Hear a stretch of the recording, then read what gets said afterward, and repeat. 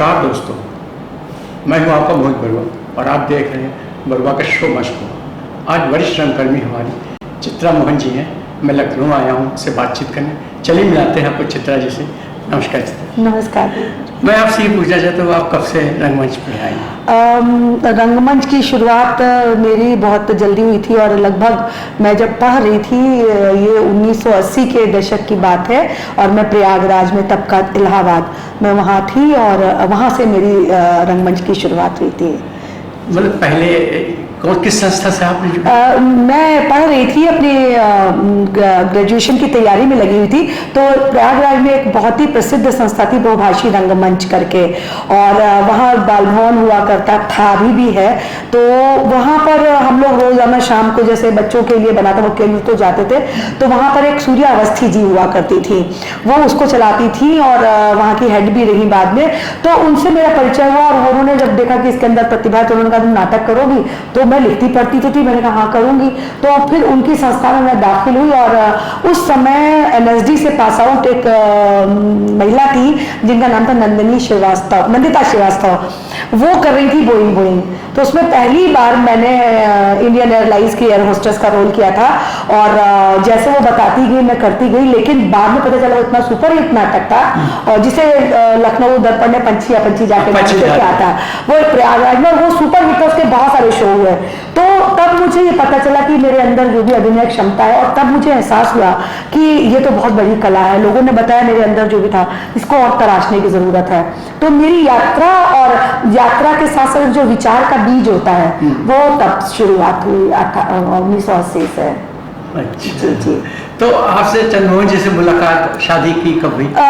नहीं, ये एक्चुअली मुलाकात तो नहीं कहूँगी। उसके बाद मैं यहाँ पर BA आ गई। मैंने यहाँ लखनऊ यूनिवर्सिटी से अपना फिलॉसफी में किया, MA किया, स्नातकोत्तर, और मैं BA में आ गई। तो BA में जब मैं एज ए स्टूडेंट आई तो पता चला मेरे बैचमेट थे चंद्रमोहन जी, अनुपम श्याम ओझा, चंद्रमोहन जी, राजीव जैन, रमा जो भी दूरदर्शन में है, उनकी बहन, वो हम लोग एक जानते हैं, बहुत अच्छे साथी थे क्योंकि एक साथ बहुत सारे नाटक किए।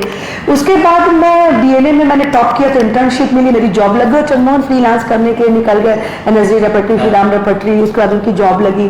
फिर ये एक संयोग था, इसको कहिए, मेरा ऐसा कुछ भी नहीं। लोगों को लगता कि it was a love marriage, but not that love marriage. हम बहुत अच्छे से जानते थे और ये हुआ कि भाई शादी करनी है। तो हमारे जो मित्र मंडल, जो राकेश पांडे, अनुपम श्याम जी, इन लोगों ने कहा कि क्यों ना, तुम चित्रा को इतने अच्छे से जानते हो, एक अच्छी बॉन्डिंग है। तो उनके मदर फादर जो थे और मेरे पापा जो थे, वो जान पहचान थी। चंद्रमोहन जी के पिताजी इलाहाबाद में डॉक्टर थे, रेलवे में, तो जान पहचान। तो ये लोग फैमिली वाइज हुआ, तो सबने कहा तुम लोग इतने दिन से नहीं कर रहे हो, जब एक दूसरे को जानते हो। तो मुझे भी लगा कि और किसी को ढूंढूंगी तो मुश्किल होगा, तो जानते थिएटर के, तो वो बस हम लोगों ने हाँ कर दी और हमारी शादी हो गई। तो इट वॉज दोनों जने उसी विधा में थे जी। इसके साथ आपने डायरेक्शन भी शुरू कर दिया जी। आपने डायरेक्शन की कब से? मैं बता रही हूँ, मैंने एज एन एक्टर शुरुआत की थी, एज एन एक्ट्रेस शुरुआत की थी और बहुत सारे नाटक किए। लेकिन जब मैं पढ़ रही थी तो उस समय हमारे जो गुरु जी पद्मश्री राजवीर सारिया जी, हम लोग की छोटी छोटी क्लासरूम एक्सरसाइज होती थी। तो मैंने छतरियां मोहन राकेश का किया था। तो जब उन्होंने देखा तो उन्होंने बहुत सराहना की कि तुम्हारा विजन तो बहुत जबरदस्त है। और उसको करने के बाद मुझे लगा कि जब मैं अभिनय करती हूँ तो अपने रोल को या स्क्रिप्ट को पढ़ के अपने रोल पे काम करती हूँ। एक डायरेक्टर का विजन बहुत बड़ा होता है, पूरे होल कैनवास को देखता है, पूरी स्क्रिप्ट को ट्रीट करता है। सबसे बड़ी बात उसका अपना नजरिया, अपना इंटरप्रिटेशन अकॉर्डिंग टू स्क्रिप्ट क्या है, ये बड़े फलक की बात है। तो मैंने धीरे से कदम रखा और 1987 में मेरी शादी नहीं हुई थी, 3 दिन पहले ही मैंने सबसे बड़ा प्ले संस्कृत का अभिज्ञान शाकुंतलम किया था। उस समय जो आज के बड़े लाइट डिजाइनर राघव प्रकाश कृष्ण, 56 लाइट उस समय लगाई थी, और रवि नागर, अखिलेश दीक्षित, ये मेरी टीम में थे और बहुत ही सुपर हिट प्रोडक्शन में था। उसको हमने तब गन्ना शो से दालीबाग में जो है वहां हुआ था, उसके 4 शो हम लोगों ने किए थे। और उसके बाद फिर मेरी यात्रा चल निकली। फिर मैंने अपने आप को एक्टिंग में थोड़ा कम किया, जरूरत पे करती थी, आज भी करती हूँ, लेकिन डायरेक्शन मेरा मोटिवेशन और मोटिवेशनल डेस्टिनेशन कह लीजिए, वो बन गया, मेरा केंद्र बन गया। मैंने बहुत बहुत नाटक किया, हर जॉनर मुझे में नाटक किया। जब भी मैं जी वो महोत्सव हो जाता तो आपके नाटक लगे हाँ, रहते थे। मेरा इंटरप्रिटेशन था क्योंकि मुझे तो डायरेक्शन में मेरी वो पूरी खोज, विन्यास, वो शैली, उसका स्टाइल कह लीजिए, उसके अंदर का इंटरप्रिटेशन कह लीजिए, भावबोध कह लीजिए, वो सारा चीज़ मुझे उड़ेलने का मौका मिलता। जब मेरा इंटरव्यू हुआ था तो मुझसे राज साहब ने पूछा था कि आप क्यों आना चाहती हैं, आपने फिलोसफी में हमने किया है क्यों? मैंने कहा मेरे अंदर बहुत कुछ है, मुझे वो भाषा तलाशनी है कि मैं कैसे अपना कैनवास पेंट कर सकूं। और जब डायरेक्शन मैंने किया तो मुझे लगा बस यही है मेरी यात्रा। मुझे तो मैंने अपना ईडीएम तलाश लिया, अपनी रंग भाषा बनाई और फिर लगातार आज भी कर रही हूँ। तो अभी डायरेक्शन कर रही जी हैं? बिल्कुल। इस समय कोई नया नाटक शुरू किया है? अभी तो कोरोना की वजह से सब बंद है हमारा। तो अभी तो मैंने एक्ट किया आखिरी वसंत में, लेकिन अभी 2-3 स्क्रिप्ट है जिस पर मैं काम कर रही हूँ और जैसे ही खुलेगा तो हम तो फिर बच्चों को रिहर्सल कहाँ कराती है? यही कराती है कि आप? देखिए ये डिपेंड करता है। जब मैं बाहर की टीम के साथ काम करती हूँ, क्योंकि मैं तो बाहर भी काम करती हूँ, तो वो ग्रुप्स अपनी जगह करते हैं। और जब आप अगर हम जब- बीएनए में करते हैं तो हमारे पास इतना बड़ा ऑडिटोरियम है, रिहर्सल प्लेस है, तो कोई दिक्कत की उससे बात कोई नहीं दिक्कत होती है। हाँ जी। तो वो बच्चे कहाँ से होते हैं जब आप जिसको करते हैं? देखिए 3-4 तरह का काम होता है। बीएनए में अगर करती हूँ स्टूडेंट के साथ हाँ। कर रही हूँ तो हमारे प्रशिक्षण का अंग होता है, उनके साथ काम का प्रोसेस दूसरा होता है। मैंने रेपर्टरी 4-5 साल चलाई, उसमें हमारे व्यावसायिक स्तर के चुने हुए अभिनेता अभिनेत्री होते हैं, उनके साथ काम का प्रोसेस बिल्कुल अलग होता है। वो होते वो 10 से 5, 10 से 6 रहते हैं, हाँ। उन्हें पेमेंट मिलता है, उनके साथ का काम का तरीका अलग हो जाता है। अच्छा। जब मैं बाहर काम करती हूँ तो मुझे हायर किया जाता है कि आप डायरेक्शन के लिए आइए। आइए, तो मैं हाँ। अपनी शर्तों पर जाती अच्छा, हूँ। तो काम करती हैं हाँ, आप। यूँ चल रहा है। ऐसे चलता है। ये बताइए। इसके अलावा मैंने बहुत सारे अच्छा, यहाँ जो क्लासेस होते हैं उसमें भी आप क्लास लेती हैं? जी, अरे मैं classical and modern Indian drama की प्रवक्ता हूँ यहाँ पर। यहाँ पे ना तो हाँ जी। वो आपका क्लास रहती है? मेरी डेली क्लास देती है कि हफ्ते में? वो हमारा रेगुलर क्लास होती है और उसके अलावा भी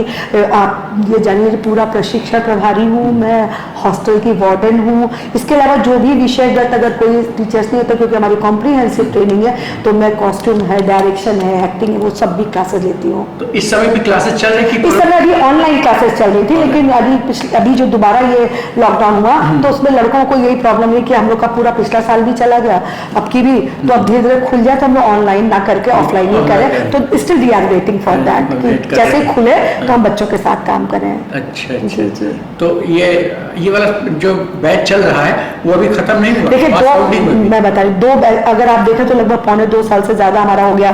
तो जो हमारा फर्स्ट ईयर से जो बच्चे सेकंड ईयर में गए थे उनको पढ़ा के जब अभी बीच में खुला था तो हमारे यहाँ बहुत बड़ी मीटिंग हुई। एनएसडी ने नहीं खोला, लेकिन हमारे काफी प्रेशर था, तो हमारे जो अध्यक्ष जी उन्होंने कहा नहीं हम खोलेंगे सेफ्टी के साथ। तो हमने उनको पूरा पढ़ाया, प्रशिक्षक बुलाए और वो बहुत अच्छे से अपना पास करके चले गए। मैंने एग्जाम भी कराया, वर्ग भी करा, रिजल्ट भी घोषित कर दिया। Excuse me. एंड उसके बाद जो फर्स्ट ईयर से सेकेंड ईयर में आए बच्चे वो फिर अटक गए हैं, तो अब उनकी हम लोग कोशिश कर रहे हैं कि जल्दी से जल्दी हम उन्हें बुलाए और उन्हें पढ़ाएं। अभी तो उनको पढ़ाना है, प्रोडक्शन करना है, अभी तो उनके साथ कुछ भी नहीं हुआ है। समझिए कि 25% कोर्स अभी हुआ है, सब बाकी है उनका, तो वो कराना है। अच्छा, आप इतने थे कि आपको सम्मान कहाँ से प्राप्त हुआ? देखिए मुझे 2005 में ये संगीत नाटक अकेडमी, उत्तर प्रदेश संगीत नाटक अकेडमी अवार्ड प्राप्त हुआ, क्योंकि वो अपने शहर का है इसलिए मैंने उसको पहले बोला। इसके पहले मुझे बेस्ट डायरेक्टर अवार्ड मिला, राजभवन मोतीलाल वोरा जी थे, उसका मुझे सम्मान मिला। और मुझे बेस्ट चिल्ड्रन डायरेक्टर का अवार्ड मिला, दिल्ली में मिला, जो नेशनल अवार्ड था, नेशनल यूथ अवार्ड मुझे मिला। इसके अलावा जो प्रादेशिक स्तर पर सम्मान होते हैं वो इतने, मतलब लगभग आप उत्तर प्रदेश से बाहर सभी जगह पर मिला। और जो अलग अलग समाज में जो लोग काम कर रहे हैं, चाहे वो कास्ट समाज हो, चाहे मानद, उस तरह की बहुत सारी लोगों ने उपाधियां भी दी हैं। कुछ बड़े लोगों के नाम पर जो अवार्ड्स घोषित हुए हैं वो मुझे मिले, तो मैं इस मामले में बहुत लकी हूँ कि लोगों ने काम सराहा और बड़े छोटे सभी तरह के सम्मान प्राप्त हुए हैं। आपका ज्यादा नाटक कौन सा प्रचलित रहा, जैसे कि कोई नाटक आपने खास किया? देखिए मेरा नाम जाना जाता है कि मैंने संस्कृत नाटकों का जो है संस्कृत में भी किया, अभी हमने संस्कृत में सीता परित्याग किया था, बहुत जबरदस्त प्ले था संस्कृत भाषा में। लेकिन मुझे जब जाना, देखिए किसी भी डायरेक्टर को आप तब जानते जो मैंने अपने गुरुजनों से सीखा, चाहे भाभी साहब रहे हो, चाहे कारण जी रहे हो, चाहे नेमीचंद जैन जी जैसे लोग, या विजया मेहता जी रहे। मेरा सौभाग्य कि इनके साथ मुझे काम करने का मौका मिला। दिल्ली में 1 महीना हम लोग एक साथ रहे। मैंने देखा कि हर निर्देशक ने, बहुत महत्वपूर्ण बात मैं कह रही हूँ, आपने बहुत अच्छा सवाल उठाया एक निदेशक दूसरे निदेशक से अलग क्यों? क्योंकि उसकी क्या खास बात है, रतन थी हमको लोग क्यों जानते हैं। मेरी साथ समस्या ये थी कि मैं शहर की लड़की थी, अर्बन थिएटर कर रही थी, मेरे पास कोई लोक संस्कृति का पीछे बैकग्राउंड नहीं था, ना ही कोई मार्शल आर्ट मुझे आती थी, ना ही मैं किसी मणिपुर या ऐसी जगह थी जहाँ पे कोई ट्रेडिशनल चीज मेरे साथ जुड़ी, जैसे रतन थी हमको मिली और उन्होंने उसमें एक्सप्लोर किया। तो मेरे लिए बहुत बड़ी मुश्किल की बात थी कि मैं क्या करूं। अगर मैं मॉडर्न थिएटर करती हूँ तो पूरी दुनिया में इतना मॉडर्निज्म थिएटर है, वो पैसे से इतने रिच है, पूरा का पूरा स्टेशन हवाई जहाज लाके खड़ा कर देते हैं, जो मेरे पास नहीं है, मेरे पास संसाधन नहीं है, पैसे नहीं है, तो मैं ऐसा क्या करूं कि मैं लोगों से अलग हूं। तो मैंने नाट्यशास्त्र में अपने खोजा। नाट्यशास्त्र की दो चीजें थी, जो सामान्यकरण की बात करते हैं, जो चित्राभिनय की। चित्राभिनय का मतलब ही होता है कि वो अमूर्त संसार जिसको चित्रवत मंच पर उपस्थित कर दे, इसलिए अभिनय के बाकी प्रकारों से अलग करके बताया। मैंने उसे अपना स्टाइल बनाया, संवादों में भी चित्र खोजे और चित्र में चित्र बनाया, और जो विजुअल होता है बिंब वो बनाया। मैं भारमल्ली का उदाहरण देना चाहूंगी, हमीदुल्लाह जी का नाटक है कर रही थी, तो उसमें एक सीन था जिसमें वो कहती है कि उसके मेहंदी रचे हाथ और मेहंदी रचे हाथों के संसार में भारमल्ली विचरण कर रही है। अब ये सेंटेंस मुझे इतना अटका कि मैं इसको कैसे दिखाऊं, मैं पेंटिंग लगा सकती थी कुछ, तो मैंने केवल एक्टर है और हमारे पास सामग्री है, रंग तत्वों का मैं बहुत प्रयोग करती हूँ, इसीलिए मेरा नाम अलग तरह के निर्देशकों में जाना जाता है। तो मैंने रेड कलर के व्हाइट कलर ग्लव्स को रेड में रंगवाया, और बहुत बड़ा हमारा जो कोरस था वो पूरा, तो भारमल्ली करते एक थॉट आता है, लाइट्स चेंज होती है और वो हथेलियां उसके चारों तरफ आती हैं पूरी, और उन हथेलियों में फिर धीरे से प्रिंट आ जाते हैं, तो पूरा लगता था मेहंदी के संसार में वो खड़ी है, उसमें इतनी क्लैप के लोगों ने उठ करके ताली बजाई। तो ऐसे बिंब तलाशना संवादों के माध्यम से, दृश्य के माध्यम से, और दृश्यगत बिंब तो सेटर उसके साथ, तो मैं सारी टेक्निक, रंग तत्व बहुत, और मैं कोशिश करती हूँ कि जो मल्टीमीडिया है उसका कम से कम प्रयोग करूँ, कि रंगमंच अगर हम कर रहे हैं तो रंगमंच के तत्वों का मैं ज्यादा से ज्यादा प्रयोग करूँ। तो इसलिए मेरे नाटक बिल्कुल, और एक नाटक से दूसरा नाटक अगर आप देखेंगे, लोगों ने बताया कि बिल्कुल लगेगा, रिपीट नहीं करती, तो शायद ऊपर वाले की, परमात्मा की देन है कि इसलिए तो मैंने अपनी रंग भाषा बनाई, अपने इडियम्स तलाशे जो मैंने अपने गुरुओं से सीखा। अच्छा, आपने चंद्रमोहन जी के साथ नाटक किया है? बहुत सारे तो उन्होंने मेरे साथ आपके डायरेक्शन में किया? जी नहीं, मैंने उनके डायरेक्शन में किया। शनिवार रविवार बहुत महत्वपूर्ण नाटक, जिसे 50 से ज्यादा दर्पण शो कर चुका है, उसमें डॉक्टर अनिल रस्तोगी थे, मैं उनकी वाइफ बनती थी, चंद्रमोहन जी ने डायरेक्ट किया था, फिर आका किया था, और मेरे निर्देशन में तो उन्होंने बहुत काम किया। वो कहते थे मुझे और निर्देशक संभाल ही नहीं सकता है, क्योंकि वो थोड़े अलग तरह के डायरेक्टर थे, एक्टर थे, बहुत सारे सवाल होते थे उनके, तो उनको मतलब झेलना बहुत मुश्किल काम था, but he was a wonderful actor, wonderful person. तो मेरे बहुत सारे नाटकों में काम, कॉमेडी में, ट्रेजेडी में किसका तो उसमें जब वो डायरेक्शन देते तो आपको डांटते आते थे? देखिए ये बड़ा पर्सनल सवाल है।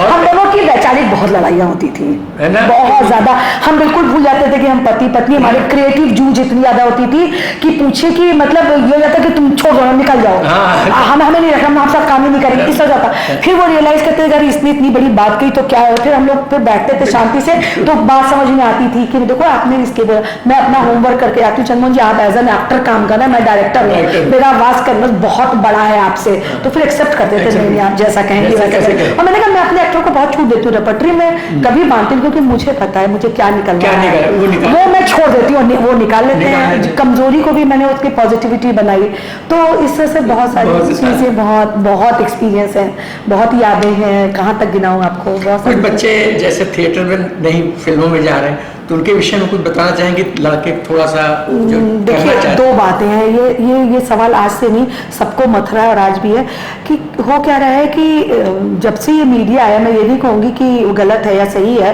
मैं कौन होती हूँ कहने वाली, क्योंकि रोजी रोटी की तलाश सबको है। अगर आपके पास पैसा नहीं है, रोटी नहीं है, तो आज समाज इतना बदल गया कि एक समय में होता था एक आदमी कमाता था, 4 लोगों को खिला लेता था, छोटे छोटे यूनिट्स हो गई है, नहीं हो पाता है, घर में 3-3 लोग कमाते, फिर भी स्टेटस बदल गया है, चीजें बदल गई है, आधुनिकीकरण की दौर है, बाजारवाद आ गया है, और इतना ज्यादा खर्च बढ़ गया है कि आपको अफोर्ड करना। अब वो जो हमारी जरूरतें थी ना, वो फैशन, अगर कभी कहते हैं इनके घर में फ्रिज है, आज फ्रिज नेसेसिटी है, गाड़ी नेसेसिटी, आप कहाँ जाओगे, कुछ भी वहां रखोगे, तो क्या होता है कि अब बच्चे को भी चाहिए, तो वो नया नया निकलता है तो उसको भी कमाना, फिर ग्लैमर देखता है, तो उसको लगता है कि मैं टीवी फिल्म में जाऊंगा तो एक साथ किसी आपके घर तक दूर दूर तक पहुंचूंगा, रंगमंच में मुझे 100-200 लोग देखेंगे और रंगमंच मुझे देगा क्या?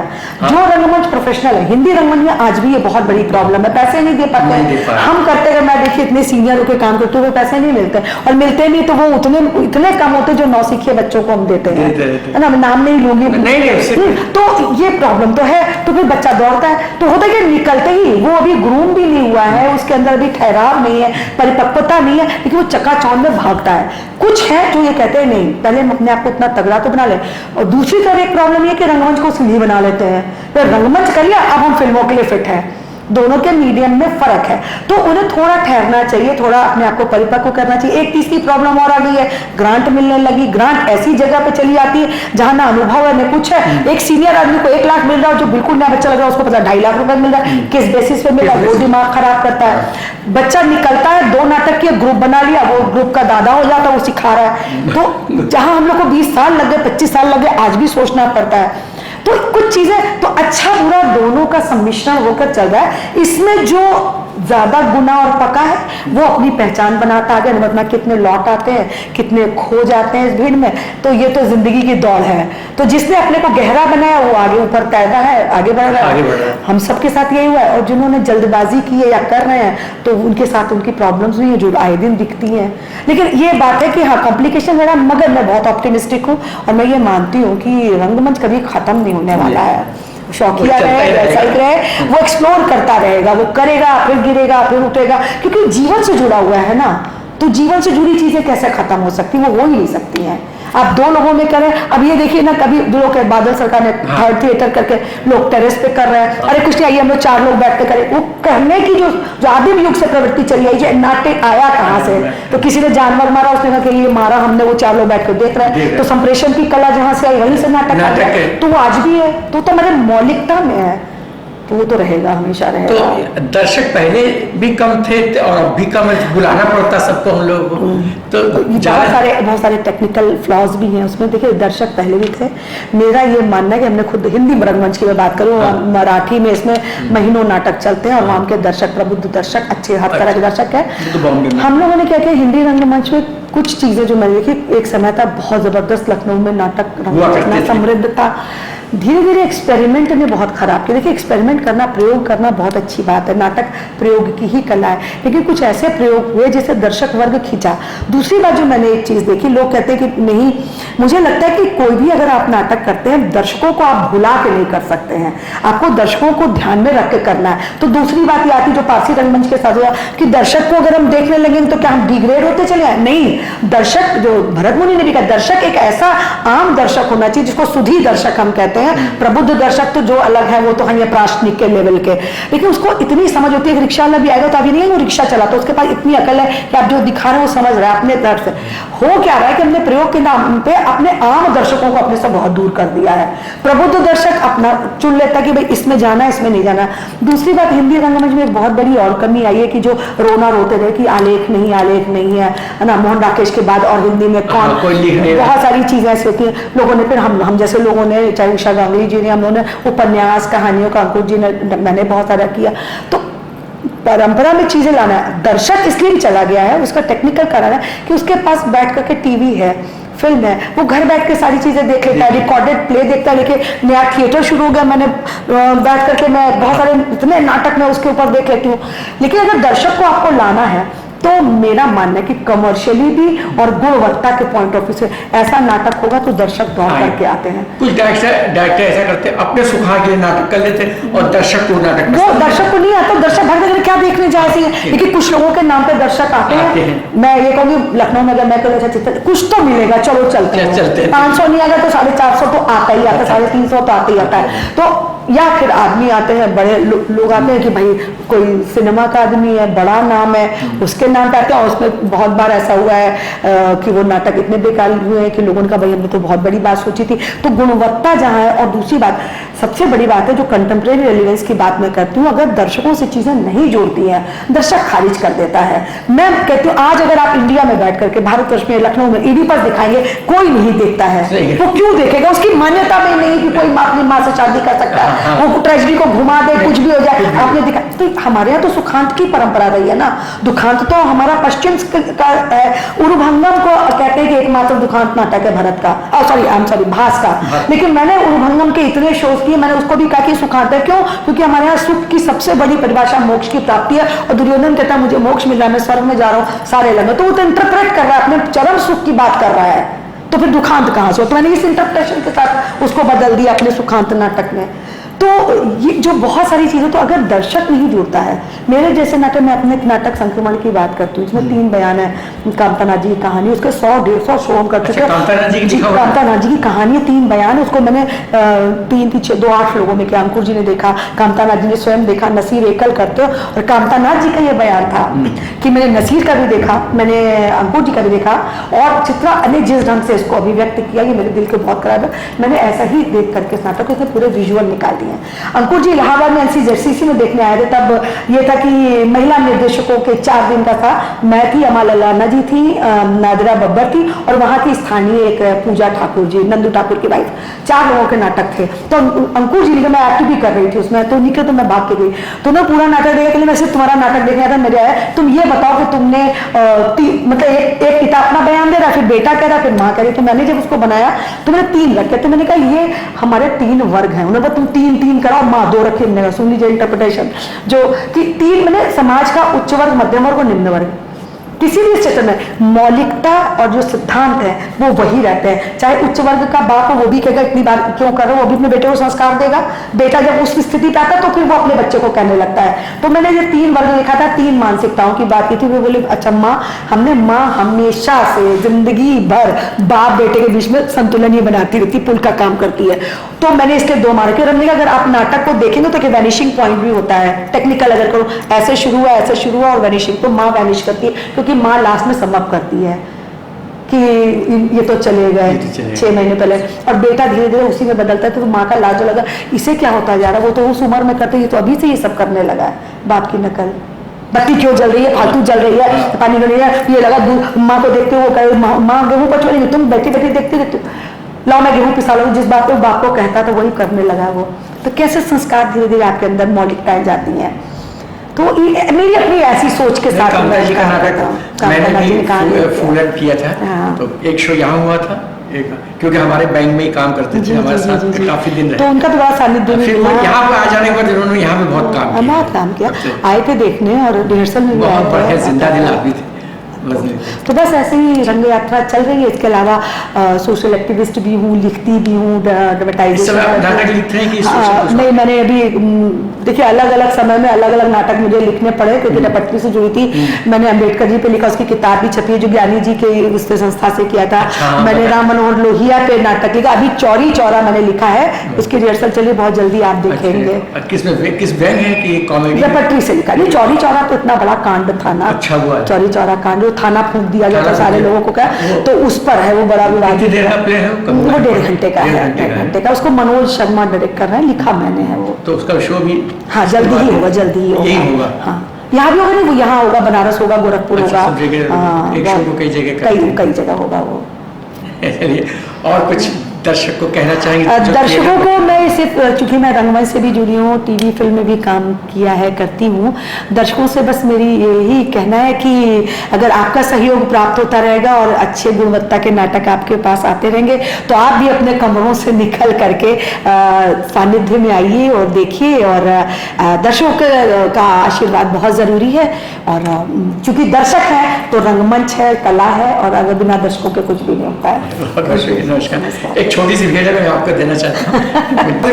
तलाश है तो आज मौका मिला तो मैं आपके साथ हूँ। शुक्रिया, बहुत बहुत धन्यवाद। और मैं आपको, आपके पूरे दल को, विशेषकर आपको बहुत बहुत धन्यवाद।